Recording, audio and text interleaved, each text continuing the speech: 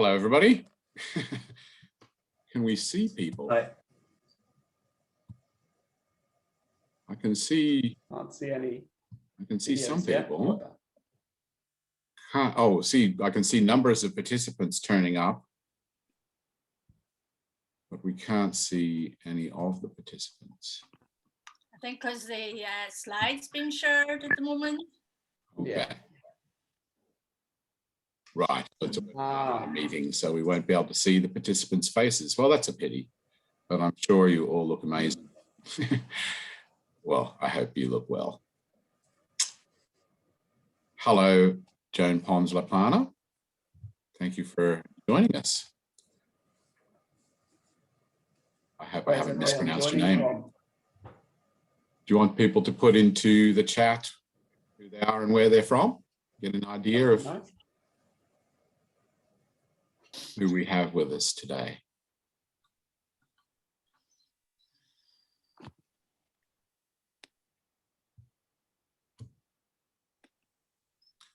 And we have Matt Wills. Hi, Matt. Hey, Matt. Sassy Molyneux from Oxford, Kenya. Alwyn George from Trinidad and Tobago. Very much welcome. Joan Pons-Laplana, Aisa, Istanbul, Turkey. What a wonderful turnout of people from all over the world. Mm-hmm. Hannah from Manchester in England. Bashar from Jordan. Wow. Srepyov from Cambodia. I hope I haven't mispronounced your name. Srepyov. Shwan Kadir from Iraq. Wow. Oh. Pat, your old stomping ground. Pat's That's my been old place, yeah. long, long time ago. Salam. Salam alaikum. Betty Bodame from United Arab Emirates. What a wonderful turnout. So just a note to everyone who is joining us, sorry Matt, you're more than welcome to add into the chat, say hello and tell us where you're from and say whatever you want. But if you have any specific questions for us, we're hoping to have some time towards the end of the hour that we can address some of the questions. But if you do have any, if you go into the bar at the bottom of the Zoom call and click on Q&A and put it in through there rather than in the chat, then we will get to that at the end. Right. Yeah, and during the course of the webinar, there'll be a couple of times where we're going to be asking you some things and asking for some comments or suggestions from you guys. So if you could put them in the Q&A box as well. Although we'll have a look at both chat and Okay. Buenos dias, Sonia. oh, we're doing the languages. Well, I know a bit of French. It'll be exhausted pretty soon. Yeah. From my point of view, I think. Or an Irish launcher. Yeah, well, I suppose, yeah, we could welcome everybody. And as they say in Australia, g'day, how you going? Shall we? So we have 85 people. So I think we could. Okay, so shall we make Shall we? Well, we can start to just sort of tell us a bit about us, tell people a bit about ourselves, Health Company, who we are as individuals, the sorts of things we do, and hopefully plenty of people or people will be able to join us as we're going. From Kazakhstan, Olga, fantastic. Thanks for joining us. So Pat and Sue, do you want to start out by introducing yourselves and how you came to be involved in health action training? Yeah, thanks, Matt and Carol there. Okay, my name is Pat Deeney. I'm the CEO of Health Action Training, which is this new innovative company that uses very new and evidence-informed methods to improve communication training in nurses and all healthcare professionals, but principally nurses. And I have a long history of actually working in simulation and role play, and particularly with humanitarian workers, helping them to prepare for the world disaster zones.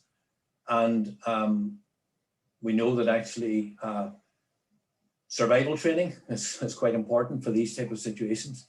And there's many parallels with the COVID pandemic. But it's about 8 years ago, I think, Matt, wasn't it? 8, that you and I met each other at one of your workshops. And I realized immediately that there was something very special here in this approach, which we now call health action training, where we're taking ideas from actor training and helping nurses be more present, grounded, helping them to breathe better, and also be clear about their outcomes, what their objectives were, and begin to reflect on their actions. And communication, to me, is central to all relationships within every organization. And we'll talk about this later, but you know that most of the complaints in the health service isn't around communication issues. So it's critical that you, as future leaders of nursing, really get the best approach to learning about communication, and also become great communicators yourself. But also, it's our vision that you would, or some of you would at least, become trainers in this field of health action training, so that you could actually spread this approach throughout the world. Sue. Thank you. Hello, everyone. Hi, my name is Sue Foster, and it's a pleasure to be here with you all today and to be with you. I am a trainer with the Health Action Training team, and as a nurse of more than 30 years standing, I recognise the unique contribution of nurses and truly believe we are the linchpin of healthcare teams, play a critical role in providing person-centred care. Now, for myself, the early part of my career was the clinical setting, focusing in specialising in palliative and end-of-life care before moving into education. Now, having focused really my academic and clinical expertise in this field, I have considerable experience in delivering education on advanced communication skills training, along with loss, grief, bereavement, and really communication issues in very complex situations. And I suppose, just as an introduction, one lesson I have learned from my career is that communication is core to providing quality, palliative, person-centred care.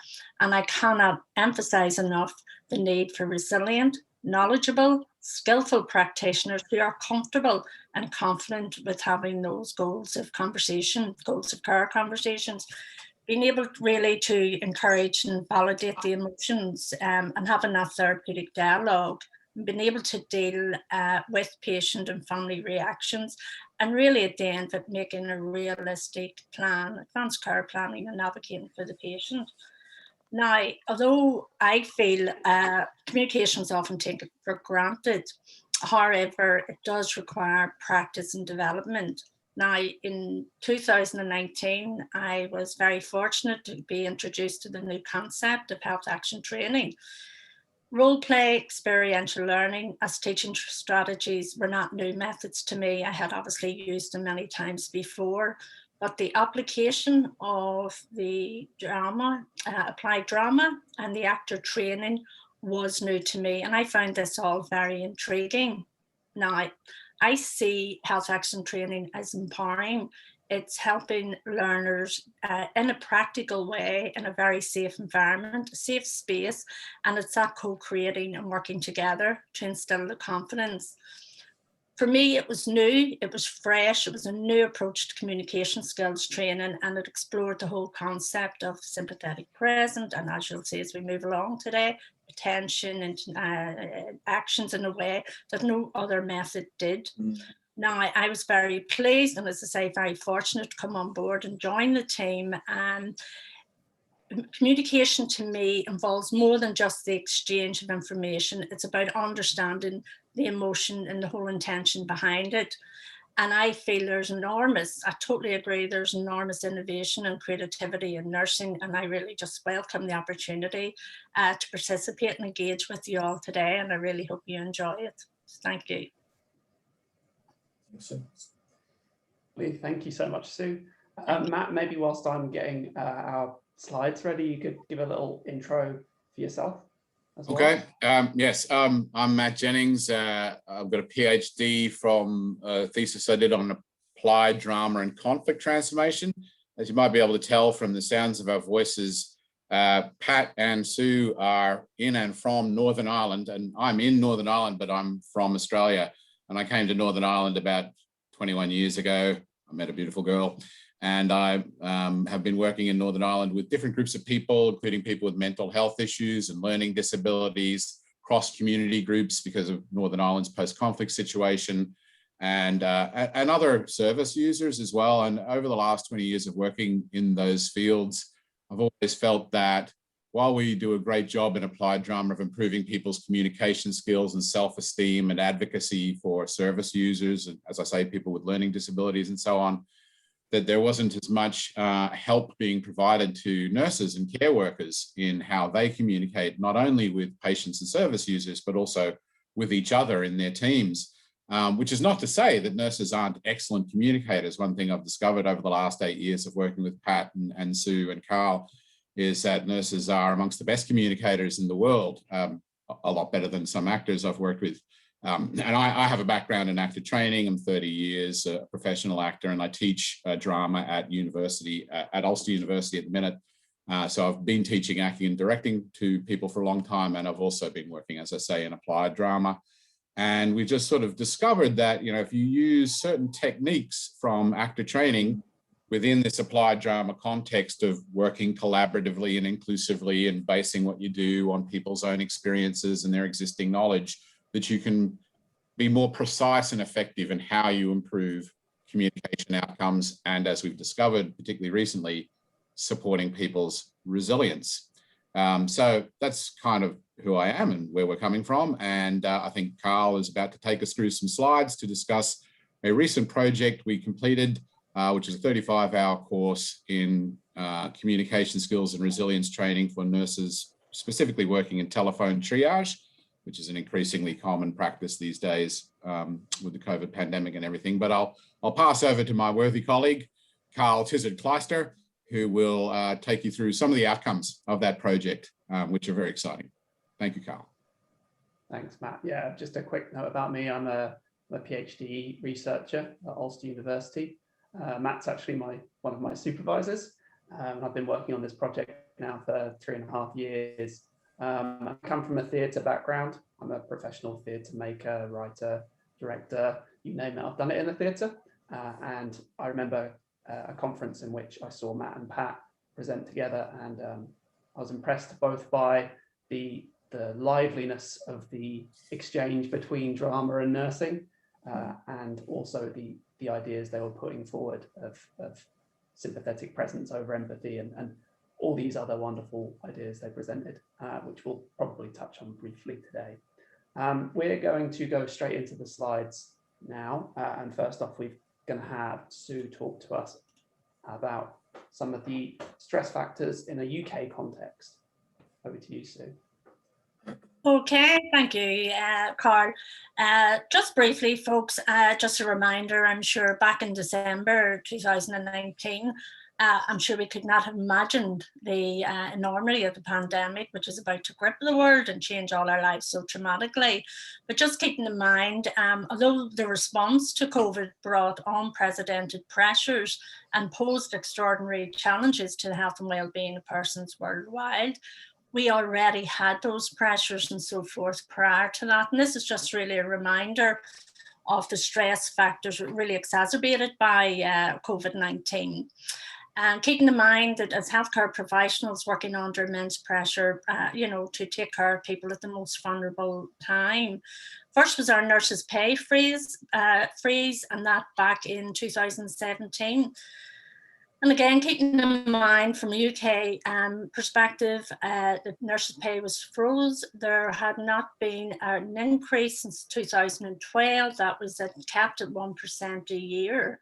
So there was a lot of financial hardship, and that left many nurses really struggling to support themselves and really forcing many to consider whether they can stay in the profession.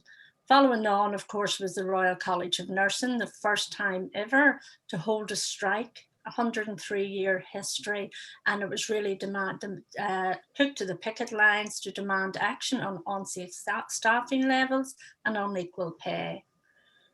Another one was really jobs in insecurity and poverty. And it was quite shocking to hear really about the media reports showing and had found specific cases of nurses using food banks. Again, the whole emotional communication difficulties that are there made worse by the fact of staff having to wear PPE, masks, having that social distancing. Extremely difficult, extremely challenging, especially in complex situations, breaking bad news and so forth. Of course, as a result, we also had this surge around the globe and the use of teletriage and video calls. And again, the challenges it presents, the difficulties and focal strain, and also the barriers of not having that face-to-face communication. And then again, following the exit from Brexit, European exit and so forth, there was additional NHS charges for foreign workers. So again, just really highlighting that some of those stress factors that were there and as exacerbated by COVID-19. Thank you, Cara. Thank you very much, Sue. And now we're straight over to Pat, who's going to talk to us a bit more about some background context, some UK and NHS fairly specific background context, but we hope it makes sense for our international audience. I'm sure there'll be some resonances across these. Over to you, Pat. Okay, thank you, Carl. I think all of you would appreciate that societies across the world have been impacted.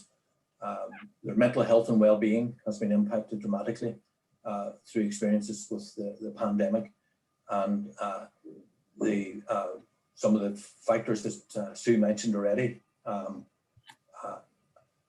now are actually taking its toll in the nursing profession. And as I mentioned earlier, 30% of complaints in some trusts across the UK and Ireland as well would indicate that the communication is a major problem and actually is a big stressor for staff. Figures like between 21.7%, 29.9% of nurses have began to report, a sense of low personal accomplishment. So you can see that morale is beginning to drop dramatically. And this is in the context of actually a major mental health and well-being issue for the society as a whole. But the profession is sometimes showing higher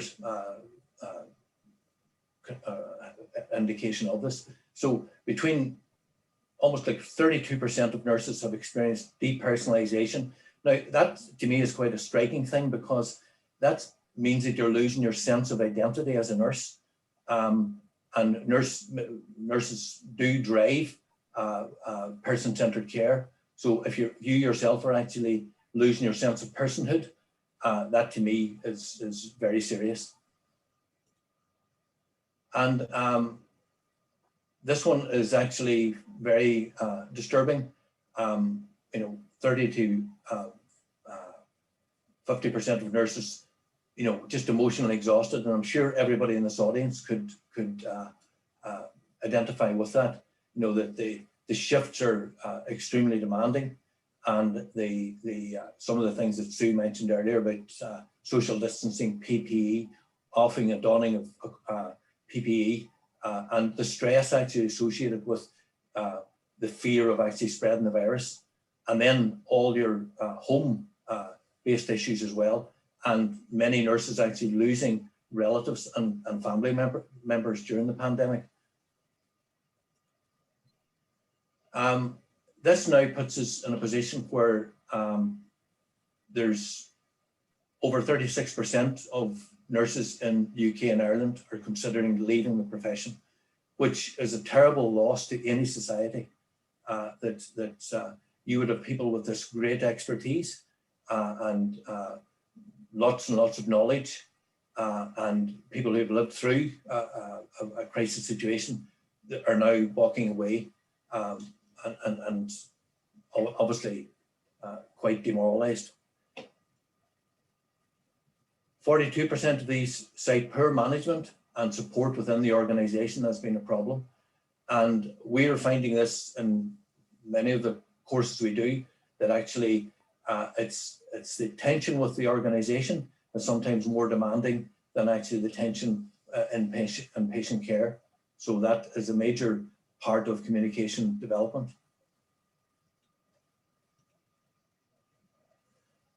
This slide or image here is quite important because, as Sue said previously, there was many bubbling issues in relation to the profession within the UK and Ireland that things had not been resolved. But then in the first phase of the pandemic, the government encouraged the public to come onto the doorstep on a Thursday evening at 8 o'clock and clap for the NHS workers, and that included nurses. And this was quite important when it happened, but it is now, it's become hollow. It's become like almost like a flat thing where the government has not followed up actually with, this initial praise. So nurses are actually feeling very disgruntled, and this idea of clapping for the NHS and clapping for the nurses in particular is now, well, it's tongue-in-cheek, I think. Absolutely, Pat. And we were hoping to play the video, but usually videos go wrong on screen shares for PowerPoint and Zoom. So we will let you play that video yourself with the slides as we send it. Thank you so much. Yeah, it was just to add to what Carl said, people come onto the doorsteps. This was common. Like, there was images from Italy, from Spain, from Brazil, Mexico, all over the world. Actually, people were doing the same thing. But this is the feeling that the profession have in the UK and Ireland, that it's a bit hollow now because it hasn't been followed up. I couldn't agree more, Pat. And we were talking about this the other day. This is the last thing, it feels like, has been given to nurses in the UK in terms of any tangible praise or support.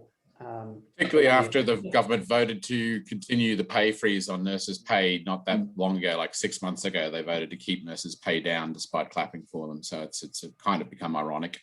Shall we move on to the next slide? Yes, indeed, Matt. It's actually over to you to move us away from all of this doom and gloom. Yes. And to tell us all about. The thing is that we have to deal with the situation that we're dealing with. And from these circumstances, I think it's becoming critical that we can help nurses to restore their confidence in themselves, to restore their enthusiasm and their passion for their profession, to help people to form supportive networks together where they can share their knowledge and share how they're feeling, and also work through some of the challenges and the difficulties they're facing.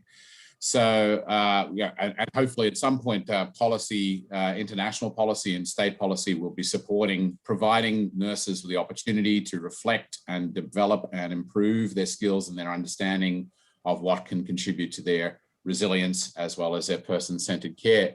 So what we do in health action training, basically we have fun.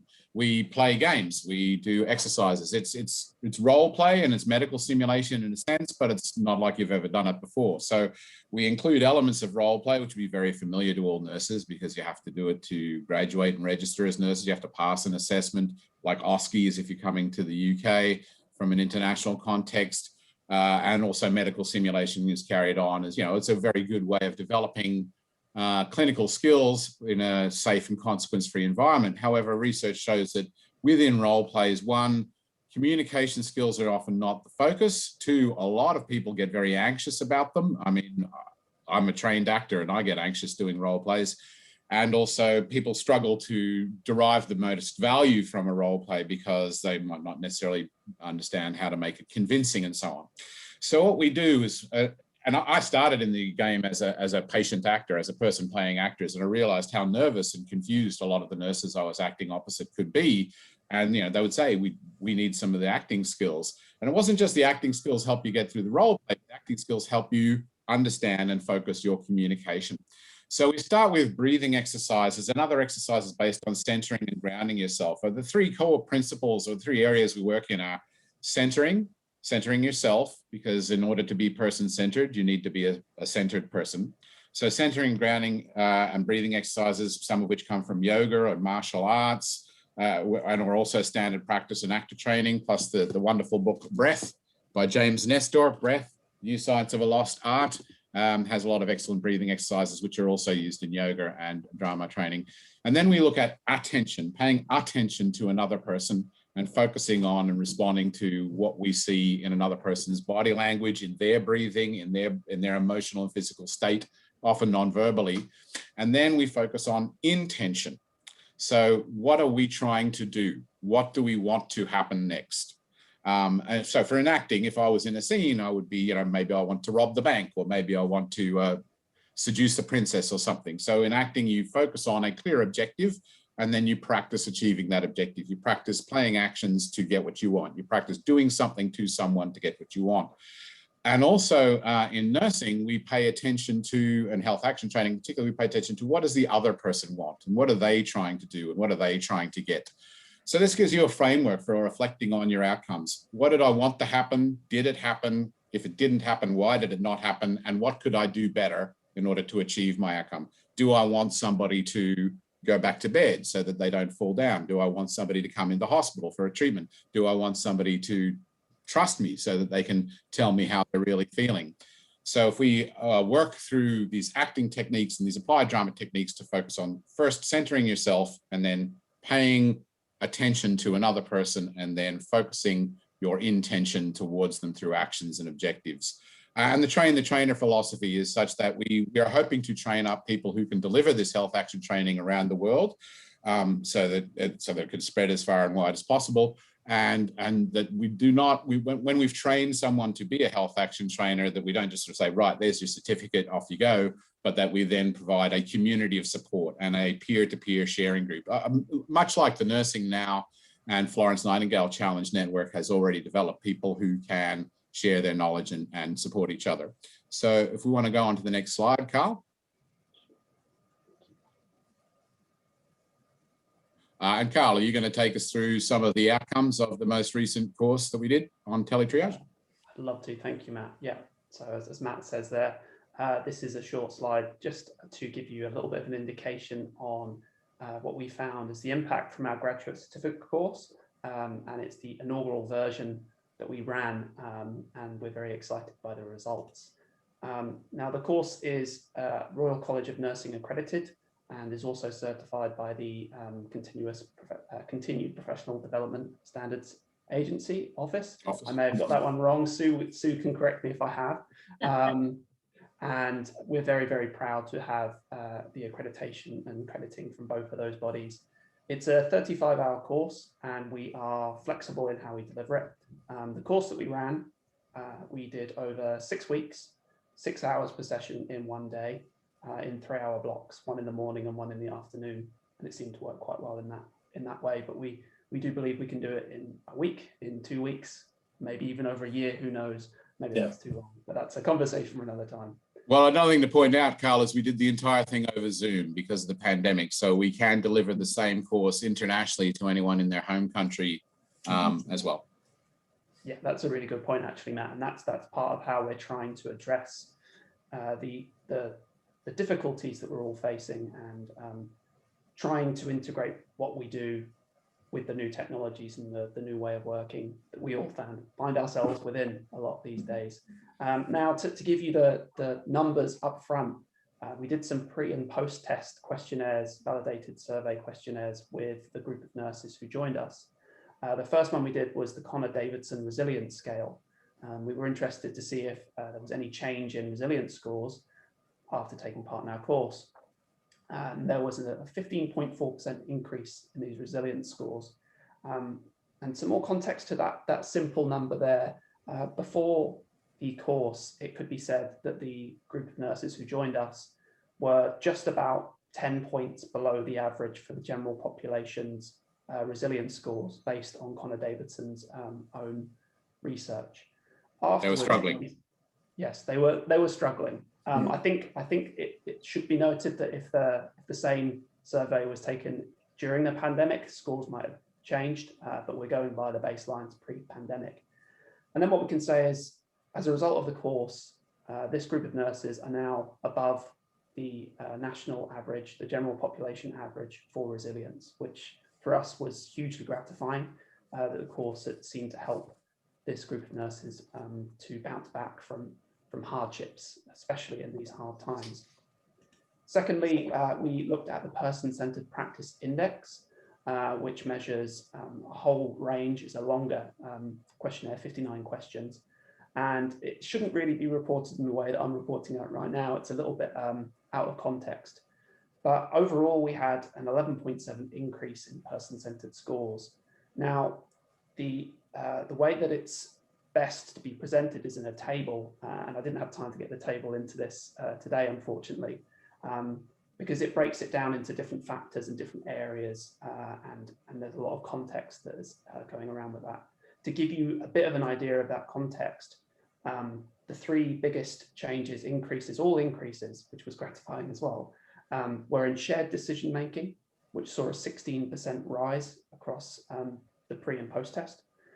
Developed interpersonal skills saw a 17.25% increase. And lastly, power sharing saw a 20% increase. What this said to us as a team is, this is a course that not only has an 11.7 increase in person-centered scores, but is able to develop leadership skills, create nursing advocates and leaders. And to give you a real context of this, one of the examples of the questions asked whether a nurse would be able to feel able to speak up and challenge colleagues.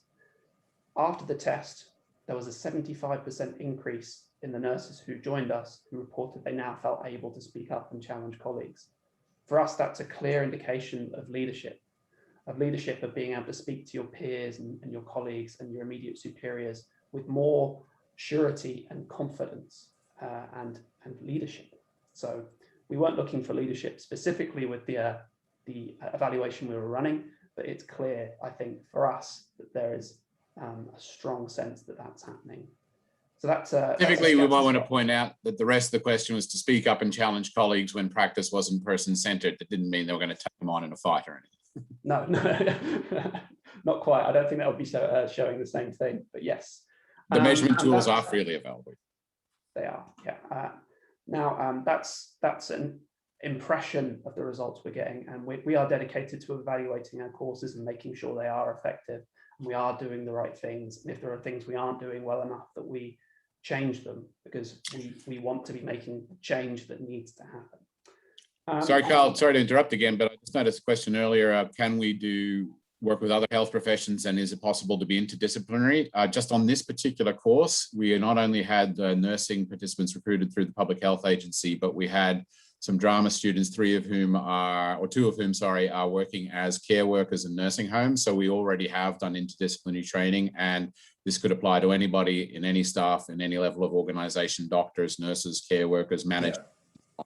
It's transferable because we adapt what we're dealing with according to whatever the needs of our clients are. So if you're within a team and you're having issues within communication within the team, we will then explore scenarios based on that experience. We're always developing scenarios based on the experiences and the needs of the people we're working with. So whatever your issues that you're trying to address in terms of communication resilience, we tailor our courses to suit them. Judy's question. Yeah, as I mentioned, that's a short overview, a skating over of how we're evaluating our courses, and these are the quantitative measures we're using, but we're also very interested in hearing from the nurses themselves and looking at some more kind of complex and nuanced data. And we've done some interviewing with the nursing cohort, and here are some of the responses. And Sue is going to take us through some of those responses. So I'm going to hand over to you, Sue. Okay, Carl, thank you. And as you can see, folks, as Carl's referred to, what our participants said and came back to us, which was really pleasing to see, you know, that for one, it inspired them for the future of nursing training, that more hands human training. The drama approach gives them confidence for one person, a completely different way of looking at things. It showed how powerful your voice can be, and definitely felt there was a big place for many professionals, not just those in healthcare. So that's tying in with that previous question. For one person, they were able to focus better. It gives them, because of them being able to focus more better, they felt more confident. And for newly qualified nurses, communication training, this approach they felt was invaluable.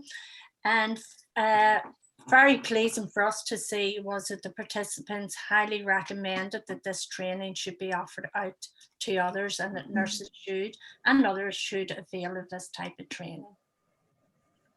Okay, thank you, Carl. Lovely, thank you, Sue, for that.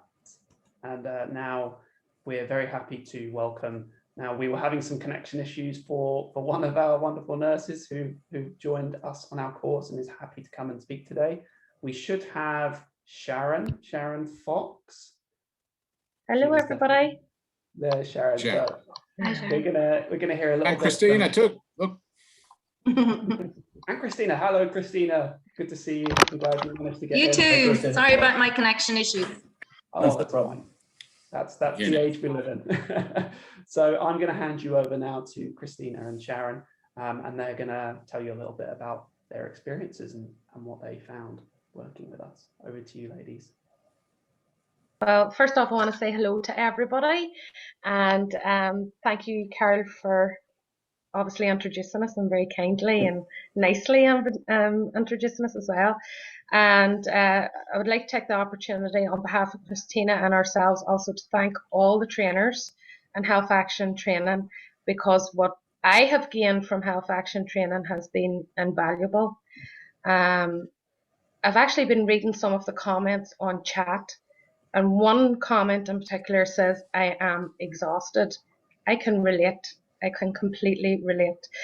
To give you a background into my history, I went to the University of Ulster and Magee campus and qualified with a bachelor's honours degree in nursing, and adult nursing. I then started off my profession in emergency care, worked as a band 5 staff nurse in a busy accident and emergency department, and hit the ground running. After so many years there, I moved then to Manchester and became a band 6 sister in accident and emergency as well. Made the decision to move back home to the north of Ireland, and also moved then my career as well into primary care and became a practice nurse. And then obviously I progressed then into becoming a nurse practitioner within the primary care setting. So that's my background. So I've worked both in secondary care and primary care, so I understand both sides of it. So really, I've done the course for tele-triage, and really what I want to say is what I've gained from Health Action training. I get that we are all under immense pressure, this year probably more than any other, with COVID. And I think if we asked ourselves, why did we become a nurse in the first place? My answer was to nurse people, to care for people, because I wanted to help them. And I think, honestly, most nurses would answer the same question. But sometimes with staff shortages, our pay freeze, just stress and pressure of meeting constant targets, organizational pressure, it just becomes that you nearly feel invalued or undervalued, and you don't stop caring. That's the thing. You always care, but sometimes the system around you becomes so suffocating that you can't see how you're going to care for your patient, and importantly yourself in the middle of it. And this is where Health Action training, this is what I have taken away from Health Action training. It's brought me back nearly to the roots an essence of why I wanted to become a nurse in the first place. Sounds cliche, but it did. The breathing exercises, the grounding techniques, somebody had said to me, you're going to be doing drama, you're going to be doing role play. Fear would have crept up inside of me right away. But the trainers had you doing it in such a subtle way from the very beginning that you nearly did not realize what you were taking on board until kind of halfway through. And you realize that by doing these breathing exercises and grounding techniques, it just calmed the stress, the pressure, the constant buzz, the constant trying to meet the targets. You're still doing these things, but you're calm. You find an inner calmness and a groundness and a centeredness in yourself. And when you actually get that back, the core reason of why you wanted to become a nurse in the first place really comes to the forefront again, because you're centered, you're focused, you therefore are looking after yourself, you can feel your value, and you can actually provide the care that you really want to the patients, because you're focused on what they're trying to tell you or what they're telling you, and you're hearing them. But equally, you're getting your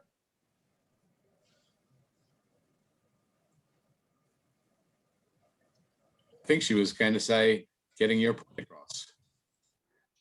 There was another comment about enhancing communication skills as well for leadership.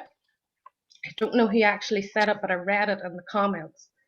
And often when we think about leadership, most people would think it's people that's in managerial positions or in higher positions within nursing. And sometimes, yeah, that is the case. People do go into management roles, or they're the people that's in the policy change and procedures. But I think it's really, really important as nurses that we start to value ourselves, because we're all leaders, whether we realize it or not. We are leaders in, first and foremost, ourselves, how we conduct ourselves, how we practice, how we include the patient in their care and be a partner with them to be patient-centered, to be their advocate, a positive advocate, and how we're going to make change for the better. And no change comes about unless we have a voice. We're never going to be an advocate. We're never going to be a leader. We're never going to make a positive change unless we use our communication. And every policy and document I have ever read, communication, effective communicator is necessary. Even my governing body, the NMC, talks about communicate clearly, use language that the patient will understand. You know, that's all there in black and white. But here's where the difference is with HAT. HAT will actually give you the practical skills to do it. You don't realize you're doing it day in, day out. But with HAT training through the role play and actually playing back how you've communicated, how you've worked in partnership and collaborated with people that's in this training course, you actually get to see how you actually are communicating, how you're expressing yourself. And you can sit back and say, do you know what? Yeah, I can do this. I've got confidence in myself. I've got a strength in my voice, and I intend to use it, and I intend to use it for the right reasons. And that's what HAT training gives you. So I highly, highly recommend HAT training to everybody, and thank you for the opportunity to be part of it. And I intend to go on to become a trainer, because I do believe that in order for us to make change that is going to improve not just ourselves, to look after ourselves, to build resilience, to be an advocate, to practice patient-centered care, to be advocates for not just the patient, but for the profession and ourselves in that profession, we have to be able to use our voice. And this is what HAT training will help us do. So the more that does it, the better. Thank you. Thank you, Sharon. Sharon. Christina, do you have a few things to say? Sure, Matt. Thank you for the invite today, and welcome all colleagues from all over the world. I'm delighted to share this time with you. First and foremost, we're not here by an accident today. We're here to hear something. We've all got different filters, but right here, right now, each of us has something to give to the other. So, and I'm going to share my story with you. My name is Christina Martin. I am a nurse for the last 28 years in the NHS. I trained in the UK in England in the early 1990s. I worked in acute settings such as medical, coronary heart units, and then I moved into the community where I loved district nursing and the power of autonomy and the patient-centeredness that came with that. I then moved back to Ireland for family reasons and to set up my own family. I then moved back into primary care, where my last job has been as a practice nurse for the last 13 years, the role which I once again loved, the autonomy of it, the variety of it. Each day is different. Despite how much I have always loved the role of nursing, I was one of the statistics that burnt out, and it wasn't my patients. It was the organisation and the lack of care that came from certain institutions. I hope you never have to go through burnout, but if you are, if you have, and hopefully if you never will, I need to tell you how important this course is. This course came at a very, very difficult crossroads in my life. It gave me the lifeline to strip back what really was I finding so bewildering. Was it the long hours? Was it the lack of break? Was it the pay? Was it the lack of recognition? Was it the burden of care with my patients? Or was it the institutional protocols that came with it and the lack of care within the caring organisation? It is probably a multi reasons why I burnt out, but the biggest one that I really needed the most was the leadership, was the support, was the care within the institution that I wasn't being given. A colleague passed on the details of this health action training course to me, if for no other reason, just for my revalidation, while I decided whether was I going to change career or was I going to just sit back and slowly and sadly retire early from a career that I loved and give me so much in return. It's very hard to quantify what it is that the course gives you. So I'm going to try and simplify it. There's those of you that want to know the quantitative. What does it give you? It gave me new acting skills, skills that I never knew I possessed. When you strip it all away and you don't even realize you're doing it, we become childlike. We laugh and we play and we have fun, and then we become so creative. And when you become creative, that's where your inspiration comes from. That's what brought us into nursing. Surely it was to make a difference. But when you feel you're no longer making a difference, then you start losing your worth. And you start losing your value. And you start to question what it is you're trying to do. Every single one of us here today is here because we care. And we need care bestowed upon us as well. We are just as human as our patients. So if you can feel what it is like to receive the care when you feel as though your batteries are low, then please get on the health action training course. It is in essence the one course that I have done either in pre-reg nursing or post-reg nursing after 28 years, and there is no other course that I've done it. It gives so much fun, so much hands-on, and it does it in a very different way that you don't even realize you're learning. What a better way to learn.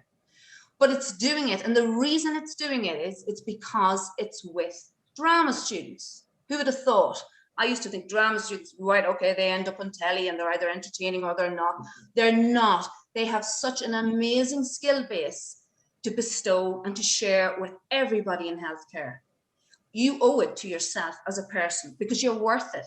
You need these skills to re-energize yourself and to empower yourself moving forward in a very, very difficult timeline we're in. We've all come through COVID in our very, very different ways. And what it has done is it instilled fear, and it instilled it in a very different way. And what we need back more than now, more than ever, is a very direct vision of how we're going to recharge our batteries. We're going to do that with fun, laughter, and getting our resilience. So what makes us resilient? How do you get that back? People listen. That's what the art of listening does. You now have a voice. So people on the course are listening to you, they're hearing you, and they're stripping the communication right back, so that when you watch how they've listened to you and you do the role plays and all of a sudden you're the patient, that is the most powerful tool that you will ever see what we give to our patients. So if you can see how you can communicate with others by looking at how we are communicating in role play as patients, that is a very powerful tool. So the resilience you get back when you're burnt out is you get your value back. You get your vision back. There isn't anything else I ever wanted to be, was a nurse, but I got burnt out by a system. But there is hope within this system, and it's in the form of health action training. You get the fun back, you get to experience, and you get to play and have fun, real fun, with different actors and with different colleagues with the same vision, to make a difference to people's lives, with the core skill of communication and making it better for everyone here. So if there's one take that I would say to you, I could be cliche and I could say, yeah, I wish for world health peace, but let's face it, I'm not too sure how attainable that is right now. But if I had one gift to give to you, and I am not an employee of this, I am sitting here because I need you to hear this message. You have a right to be cared for. You have a right to be given skills that I wasn't in pre-reg or post-reg on any course. And this health action training is a new way of learning and a new way of giving back to the people that care. If I had one gift and one piece of advice, get yourself on the course, recharge your batteries. And for your organization, your colleagues, your peers, your leaders who may not hear you and give you a voice, this course, I promise, will. Good luck, everyone, and thank you. Oh, well, I mean, I don't know about you folks, I'm fairly speechless after that. Thank you so much, Christina and Sharon, for sharing those thoughts. And we appreciate you both immensely for coming and joining us today and sharing that. Yeah, sorry. Yeah. Now, getting back on track. That's totally on track. We were hoping to be able to share some of the training approaches that we use on. I think we can do training with you. Yeah, I think we could do a bit of grounding exercise. I think probably that's maybe the best way to sort of process. I mean, I'm having an emotional response to Christina and Sharon there. I didn't realize they were going to say those things in that way. It's beautiful. So anyway, let's do a bit of grounding just to sort of get ourselves all centered. So just put your feet flat on the floor and feel your feet connecting to the floor and through the floor connecting to the earth, the planet. And feel your bottom connecting to your seat. If you're sitting down, if you're lying down, feel your back connecting to the floor or the bed, whatever you're lying on, but feel the connection between Mother Earth and your feet and your seat. And then let your back be long and strong. You don't have to stiffen your back or anything. You just think long and strong about your back. And let your head float up towards the sky and become aware of the infinite sky above your head. Beyond whatever roof or ceiling you're underneath, you can notice, fais attention à le ciel, the infinite sky above your head. And notice that your breath falls into your center, which is 2 inches below your belly button. Don't control it. Don't try to make it slower or deeper. Just notice the breath falling into your center. And also notice your front becoming open and soft, particularly around your heart. That your heart is soft and open to all of the joy and all of the pain and sadness in the world. So your feet and your seat are connected to the earth. Your back is long and strong. Your front is soft and open. The infinite sky above your head and all around you. And see whatever you can see. And hear whatever you can hear, even if that's my dog barking. And feel whatever you can feel.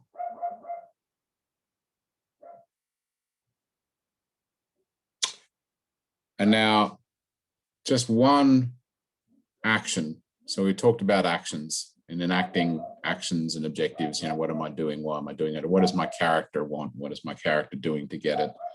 We're just going to play an action on each other now. I can't see you. Hopefully you can see us. But we're going to play one action. And an action is always a transitive verb. I do something to you. So if you can see a face on the screen, I want you to just think the thought, I admire you. Even if you can't see someone. If you think the intention, I admire you, I respect you, then you will be already performing that action. So pick a face on the screen. Doesn't have to be me. And admire that person.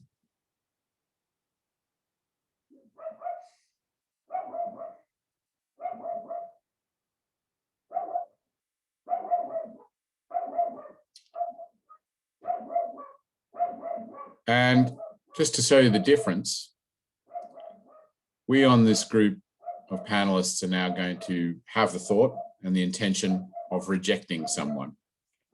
So we're going to pick somebody on the screen and we're going to reject them.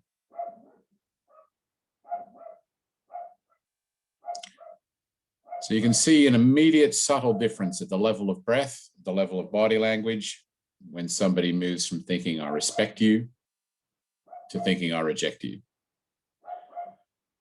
And then in the rest of the training, we go on to explore that through improvisation, through particular challenging scenarios, breaking bad news being a common one, and what kind of actions would be more helpful. So for instance, if we had the time, we were going to look at a scenario where one person is, the nurse is trying to persuade a patient to let them intubate their mother, and so not the patient, the family member wants to take their mother home instead.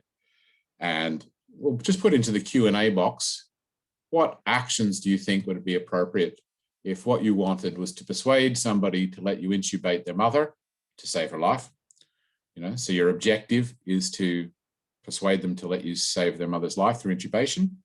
And would it be appropriate to charm them, soothe them, warn them, pacify them, listen to them, observe them, reassure them? If anybody wants to chat, throw into the chat box any transitive verbs you think would be appropriate, and we would then demonstrate what happens when we try those things. And also what happens if we try ones we don't think are appropriate. So for instance, what would happen if you mock them or insult them or ignore them? And one of the things that we realize when we start practicing ignoring somebody or insulting them is it's not as uncommon in our experience as we would hope, that sometimes we realize inadvertently we may be insulting someone or ignoring them, even if we don't intend to. So we basically spend a lot of time looking at what happens when we're actually communicating with each other from a centered position, and how we can use these very fun and easy techniques that I've done with people with severe learning disabilities to understand each other better and help each other get what we want and need. So it's not quite some lovely responses, Matt. Inform and reassure, Hannah Smith says. Excellent. Yep. Becky says it would be appropriate to listen objectively to them. Excellent. And sometimes these things are harder said than done. So in the health action training, we might make a suggestion like that. Instead of just talking about it, we then jump into it. So reassure. And we do that with dialogue. We start with simple dialogue, like say, how are you? I'm fine. Maybe we could demonstrate that. Sharon, you want to put your microphone on? Yeah. So Sharon, we'll do how are you? I'm fine. And we'll start with, say, you can be the nurse saying, how are you? No, I'll be the nurse. So we'll show that this isn't the standard thing of an actor playing a patient. I'm going to say, how are you? And I'm intending to persuade you that you should let us intubate your mother, and you're intending to persuade me to let you take her home and so she can die with her family. Okay. So I'll start with reassure, which was the suggestion we saw there. How are you, Sharon? I'm okay.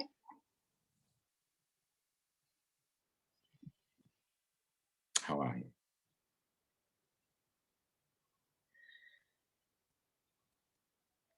I'm okay. I'm not okay. Understand. I'm not okay. I suppose you want to hear some news about your mum? Yeah. So your mum is struggling to breathe. So we feel we need to intubate your mother. That is, put a tube down her throat and into her lung to help her to breathe. I don't think that's a good idea.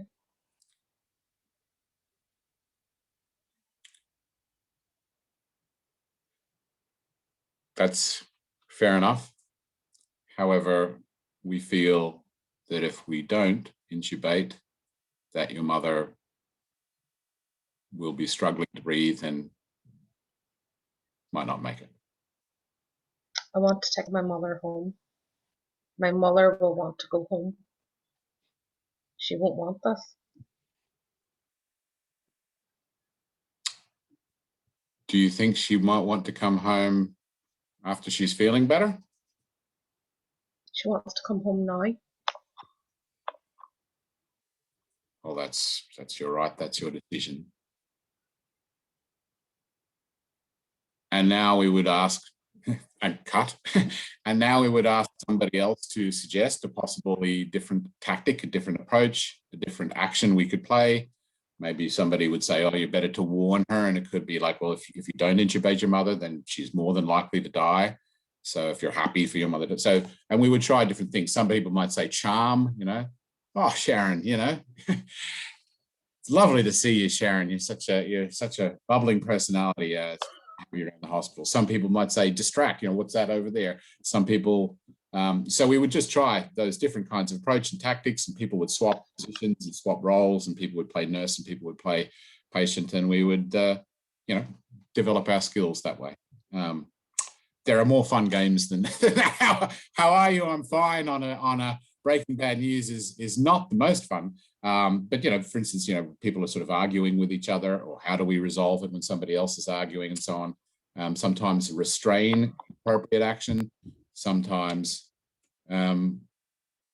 trust. One of the other things we find is very interesting and useful is that if my objective is that I want you to trust me, sometimes the best way to achieve that is to trust you, and sometimes even to say it. So I could say to Sharon, I want you to trust me, and I'm going to trust you.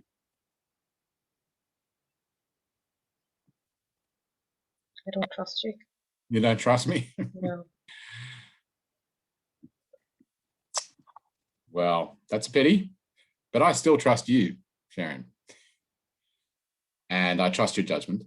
And if your judgment is that your mother would be safer and happier at home, then we can discuss that further. But I would also suggest you speak to the consultant, who might have some more information for you about the intubation process and what it's like and how it might help.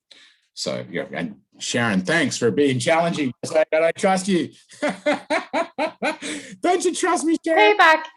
I trust you. Oh, Oh, right. Sharon is a professional actress, but she's really a nurse. Yeah. Honestly.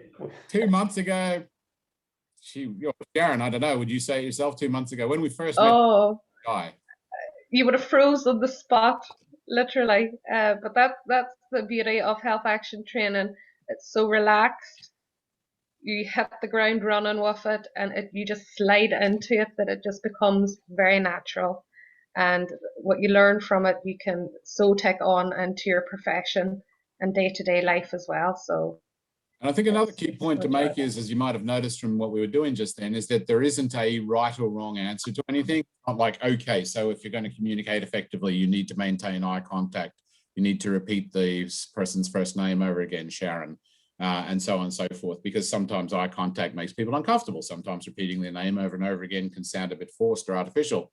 So what we do is we just explore what's possible within a situation, and we look at what you already do and the communication skills you already have. In fact, we usually start with an effective communication, an example from your professional life where you've achieved what you've wanted and the outcomes have been good. And we sort of then identify, what did you do? What did you want? What did they want? What did they do? So we then take the skills and the learning from reflecting on the excellent communication that we already have, and then we apply those ideas to exploring what the possibilities are within the challenging circumstances.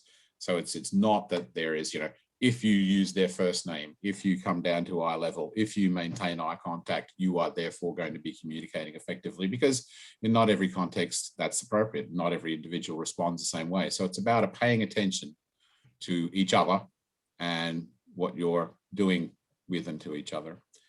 We're way past time though, so I should talk. Yeah, Matt, yes. So can we run this training in Africa? Yes. Yes, so I would invite questions now. We're very, very much over time. So if there are any questions that are burning questions you can't wait to ask, please ask away. The simple answer, Judy, is yes, we can run this training anywhere in the world. We ran the program before fully on Zoom, all 35 hours, and it was as successful as you've seen already and heard already. We obviously would prefer in-person training, but Zoom appears to be working well enough. How do we get in touch? So our website is www.healthactiontraining.com. I'll hopefully get the link posted into the chat box. If you have a look at social media and all of that, you should be able to find us fairly easily there. There was a question. Also, nursing now. Yes. Another question I saw here. Does this course have fees or charges? And what time period is in the course? How many months? So yes, those are all things we can discuss on a client-by-client basis. And there we go. There's straight from Nursing Now is the link in the chat box for our website. Yep, to answer that question before, we will work all of that out on a client-by-client basis. The basic course, the basic graduate certificate in health action training, which can be adapted for telephone triage or for palliative care or for working with people learning disabilities or for any particular discipline, pediatric, mental health nursing, and so on. That's a 35-hour course. As Carl said earlier, we could deliver that 6 hours a week over a 6-week period or over 2 weeks, but we also have shorter courses, 6-hour courses, 12-hour courses, 3-hour courses, as Carl was saying, that can be adapted to your needs.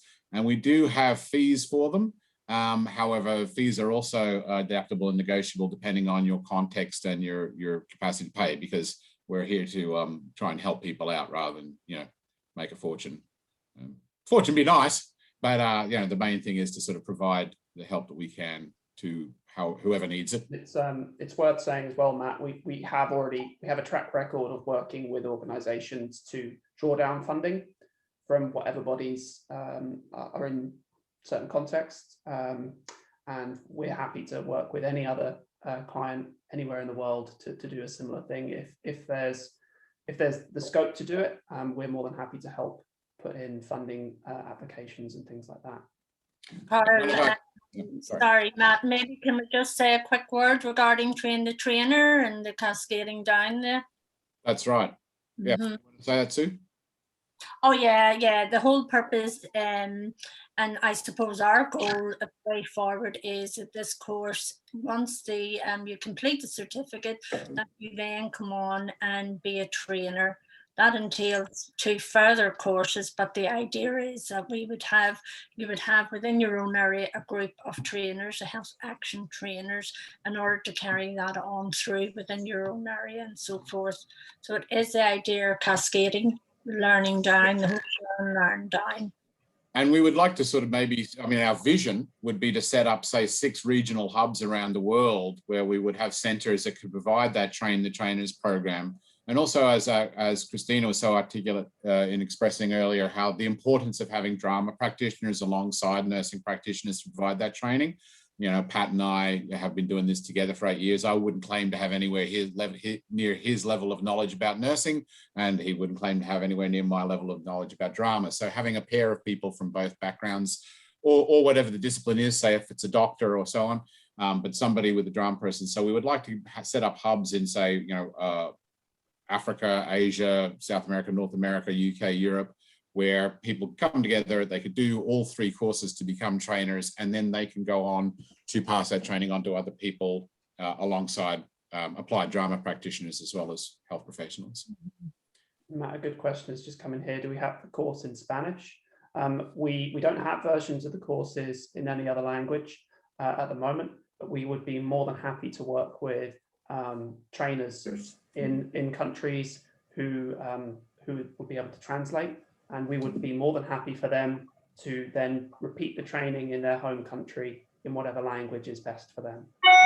We have already done live and online workshops with international nurses and medical students who required translation services. So I've delivered live workshops in Hong Kong, as well as we've delivered Zoom workshops to people in Hong Kong, and we had visiting medical students from mainland China.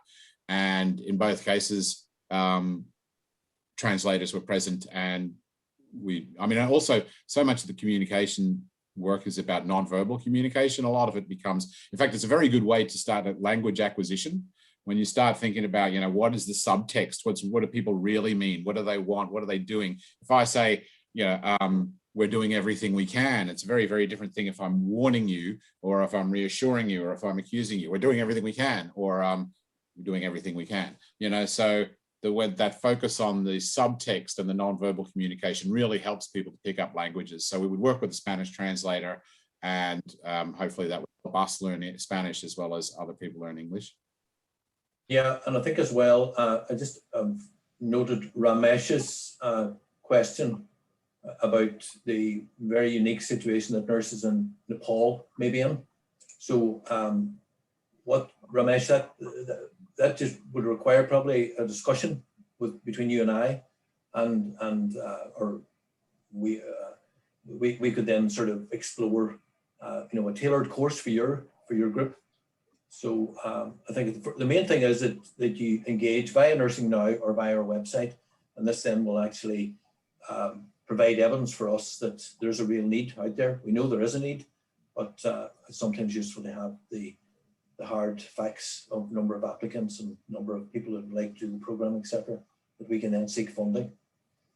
At the simplest level, the techniques and exercises we do are pretty much the same. This idea of centering is on your skills and attention to other people as well as yourself, and your intention towards them. And then we adapt that to address whatever issues, whatever scenarios you're dealing with in your professional life, and how we can work together to find strategies to resolve problems. Okay, I'm gonna, as much as I want this to keep going on and on and on, and hearing from you guys and answering your questions, we're already way over time, and the last thing remains is to give a huge thank you to Hannah and Andrea and the rest of the Nursing Now team, who've been so kind with their time and generous to help us to be here today and have this discussion. And we are so excited to keep that going, and we hope to see more in the future. Just one more question there. Sorry, Carl. 2 people have asked about certificates of participation from the webinar. We don't know about certificates of participation. You'd probably have to contact Nursing Now. Yeah, thank you. And of course, I'll thank my fellow panelists with another extra special thanks to Christina and Sharon. genuinely made me emotional. And thank you all for coming today, and we look forward to seeing you all again soon. Thank you all very much. Thank you. Thanks, Enjoy your everyone. weekend. Yes. Yes. Thank you all. Thank you. Adios. Thank you so much for having Joe. the courage and the generosity to workers, nurses, or other health professionals. Thank you so much for looking after us and our families, keeping us alive and well.